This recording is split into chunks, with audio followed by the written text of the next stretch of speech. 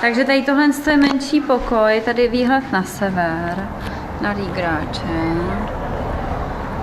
Takže tady takhle. Tak, tady je malý. Tak, malý pokoj. Když se stěhuje, tadyhle.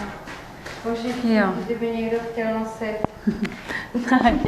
Tak já si tady proběhnu. Se mi líbíš fakt, teda ty jsi kočka. No. Tak když si to všechno takhle si to jako...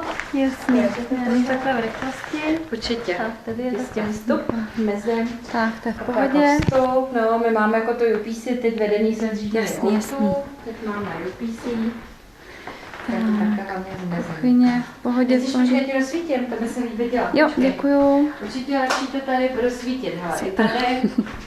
Hele, i tady, a to trošku máš jako rozsvítit. Paráda.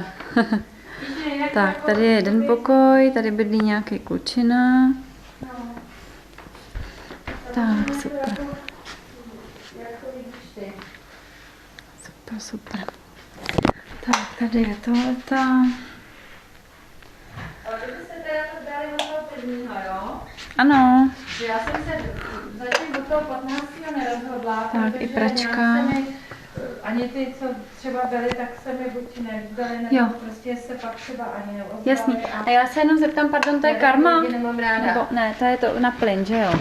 No máme kotel, etážový topení, Jo.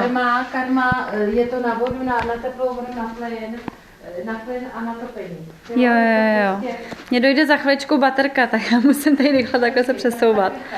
Dobrý, tam už jsem byla. Tak tady je takhle jedna postel, je tady koberec, pod ním jsou parkety, tady jsou takhle sedáčky. Jako, můžu ti i ty lampičky tam rozsvítit. V pohodě.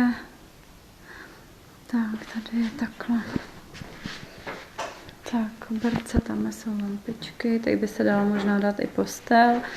Já jsem to zatím dala sem, že je to šikovnější, jako v tom koutě, je to trošku ve stínu, tak vždycky světlo zleva, že na práci, no, je to samozřejmě kdo chce. A tohle je takový jídelní jako stůl rozkládací, nemám ty moje věci dát pryč? Ne, úplně v pořádku, děkuju.